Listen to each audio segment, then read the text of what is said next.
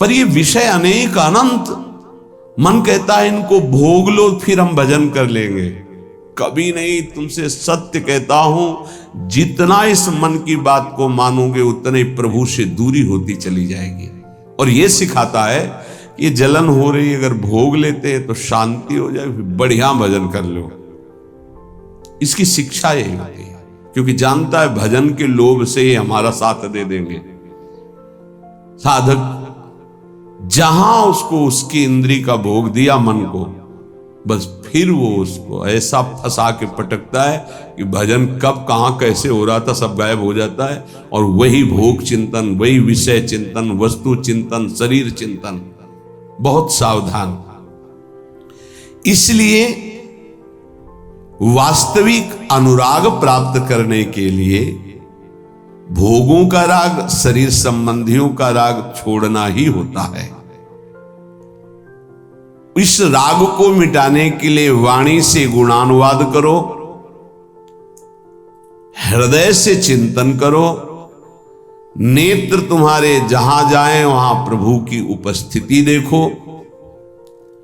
देखो भक्तों का चिंतन चिन्मय होता है, वो सब जगह अपने चिन्मय आनंद प्रदान करने वाले भगवान को देखते हैं। वो अपने प्रभु से भिन्न न किसी वस्तु को देखते हैं, न व्यक्ति को देखते हैं। हम गलती यही करते हैं कि जहां हमारी दृष्टि जाती है वहां हम वस्तु, व्यक्ति, विषय देखते हैं, ना कि प्रभु को। उपासक ध्यान रखे, जहां विषय चिंतन है वहां भक्ति नहीं है।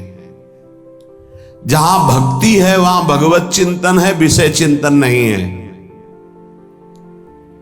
जहां भगवत चिंतन है वहीं प्रेम है, और जहां प्रेम है वहीं भगवान को प्रकट होना पड़ता है। प्रेम ते प्रकट होई मैं जाना, हरि व्यापक सर्वत्र समाना, प्रेम ते प्रकट होई मैं जाना। प्रेमावेश भक्त का भगवान को विवश कर देता है। जब प्रेमावेश प्रकट हो जाता है तो भगवत साक्षात्कार हो जाता है। पर प्रेमावेश प्रकट होने के पहले हमारी शरणागति पुष्ट होनी चाहिए। शरणागति पुष्ट होने के लिए सबसे पहला लक्षण है दैन्यता, निराभिमानिता। और यहां सबसे बड़ा दोष हमारे अंदर अभिमान ही है। मैं विद्वान हूं, मैं भगत हूं, मैं अमुक हूं, ऐसा है। दीनता हमारे प्रभु के मार्ग में, प्रेम मार्ग में सबसे पहला लक्षण आना चाहिए। शरणागत भक्त का दैन्य स्वभाव होना चाहिए। जो जितना झुकता है वो उतना महान होता है। झुकने वाला ऐसा नहीं कि जिसके प्रति झुक रहा है वो महान है, ऐसा नहीं। जो झुक रहा है वो महान है। दैन्यता। दूसरा है निष्कपटता। हमारे प्रभु की शरणागति की पुष्टता के लिए, शरणागति के तो अलग भाव वर्णन, हमारी शरणागति पुष्ट रहे, नष्ट ना हो। भगवत शरणागति पुष्ट तो भगवत प्रेम निश्चित प्रकाशित होता है। उपासक को देखना चाहिए कि दैन्यता है कि अभिमान है हृदय में। दैन्यता का स्वरूप है किसी भी तरह से हमें गाली दी जाए, अपमान किया जाए, निंदा किया जाए, तिरस्कार किया जाए तो मुझे ऐसा ही लगे कि मैं ऐसा ही हूं, इसी का पात्र हूं। उसे दैन्यता कहते हैं। वाणी से हम माइक से बोलेंगे कि हम अधम हैं, बड़े नीच हैं, बड़े ऐसे हैं, ये भी दैन्यता की भाषा है। और हाथ जोड़कर प्रणाम मुद्रा में रहेंगे, ये भी दैन्यता की मुद्रा है। लेकिन यहां हृदय की दैन्यता को कह रहे हैं कि जब कोई दूसरा कहे तू नीच है, अधम है, पाखंडी है, दंभ करता है, भक्ति नहीं है, और अपने को सीधी बात ये लगे कि सही बात है, मैं ऐसा ही हूं, इसे दैन्यता कहते हैं। शरणागति हमारी जो विक्षिप्त हो जाती है, जो दोषयुक्त हो जाती है, जो पूर्ण नहीं हो पाती शरणागति, उसका कारण देहाभिमान, उसका कारण गुणाभिमान, साधनाभिमान, इनमें से कोई न कोई अभिमान होता है। इसलिए कह रहे सबसे पहला लक्षण बाबा की विचार में है दैन्यता, और ये बहुत प्रिय है दैन्यता भगवान को। दूसरी है निष्कपटता, कपट नहीं रखना चाहिए। हरि और गुरुदेव, हरि गुरु चरण सेवा अनुसरहु, अर्चन बंदन संतत करहु, दास संतन कर शुक्ला। हृदय में कम से कम एक जगह तो निष्कपटता आ ही जाए गुरुदेव भगवान से। पर ये बहुत छलिया मन है, ये सर्वज्ञ प्रभु से भी छल करना चाहता है, बहुत छलिया है। अगर हमारी शरणागति का अपहरण कोई करता है तो अभिमान और कपट, दूसरा जब निष्कपटता है तो कपट अगर है तो हमारी शरणागति ढक जाएगी। मोहि कपट छल छिद्र न भावा, मेरे प्रभु कह रहे हैं, यही दरबार दीन को आदर, पक्की बात। पहला है दैन्यता, दूसरा है निष्कपटता। शरणागत उपासक के हृदय में कपट नहीं, कपट का मतलब होता है कि मुख से कुछ और बोल रहे हैं और हृदय में कुछ और है। ये कपट प्रायः अपने लोग बहुत अच्छी तरह हृदय में सजा के रखते हैं, इसीलिए शरणागति पुष्ट नहीं होती। निष्कपटता, जैसे का वैसा, बिल्कुल गुरु के सामने, प्रभु के सामने, उसमें। तीसरा सत्यता, वाणी में सत्य, हृदय में सत्य, आचरण में सत्य, सत्य धर्मयुक्त। असत्य संपूर्ण संसार के भोग और संबंध है। किसी भी संबंध और भोग में प्रियता है तो शरणागति का अपहरण हो जाएगा। सत्य श्री भगवान, नाम, धाम, लीला, रूप, प्रेमी जन, इसके अलावा सब मिथ्या।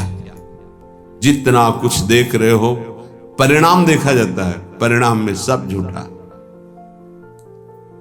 चौथा सर्व समर्पण, सर्व शब्द लगा हुआ है, तन मन प्राण एक एक वृत्ति केवल अपने शरण की तरफ। यहां सर्व समर्पण नहीं होता, समर्पण होता है पर सर्व समर्पण नहीं होता। सर्व समर्पण कुछ हमारी पर्सनल वृत्तियां हैं, कुछ हमारी शर्तें हैं, कुछ हमारा है, तो सर्व समर्पण नहीं। सर्व समर्पण दशरथ जी महाराज के श्रीमुख के वचन, नाथ सकल संपदा तुम्हारी, मैं सेवक समेत सुत नारी, सर्वस्व आपका। जहां कहीं शरणागति पुष्ट पाई गई तो सर्व समर्पण वाले की, वो चाहे राजा ही क्यों नहीं, महाराज शिवाजी, वीर शिवाजी, समर्थ गुरु रामदास जी सर्व समर्पण, पीपा जी सर्व समर्पण। कैसा शरणागति पुष्टता का ये लक्षण, सर्व समर्पण। पीपा जी महाराज राजभाव में अपने सब राज वैभव के साथ गुरुदेव श्री रामानंदाचार्य जी के वहां तो पार्षद खड़े रहते थे, सहज में ऐसे थोड़ी मिल सकते हैं आप जाके। प्रार्थना की, कह दो कि महाराज पीपा जी आए हैं और स्वामी जी के चरणों के दर्शन करना चाहते हैं, जाके सूचना दी, वह जाके कह दो कि हाँ राजा महाराजाओं की कोई आवश्यकता नहीं।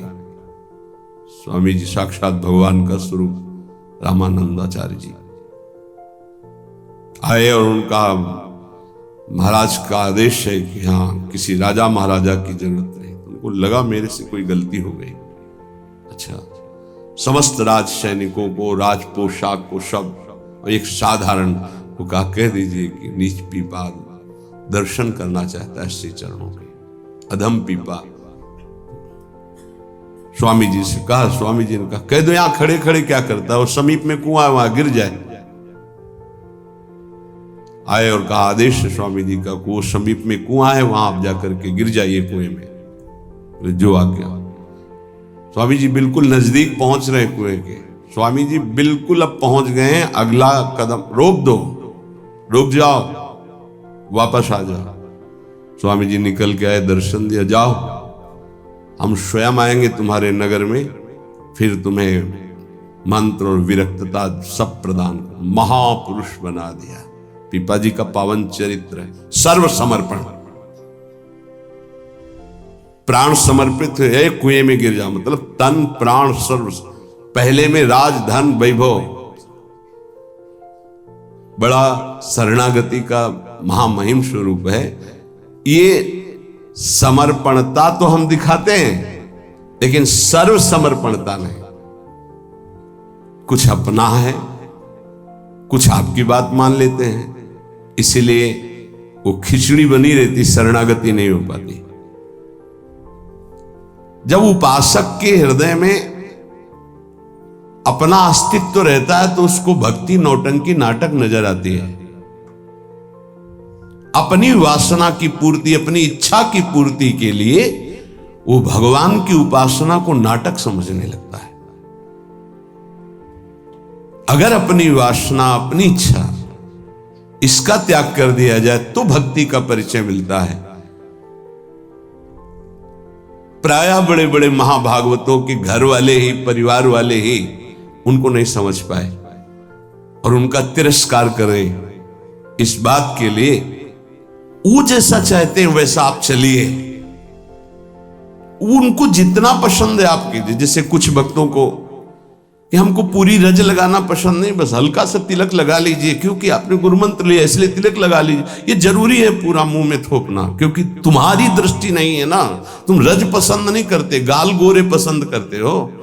ये पसंद कर, ये चमड़ी कब तक रहेगी, नष्ट हो जाएगी, न तुम्हारी रहेगी ना जिसकी देख रहे हो उसकी रहेगी।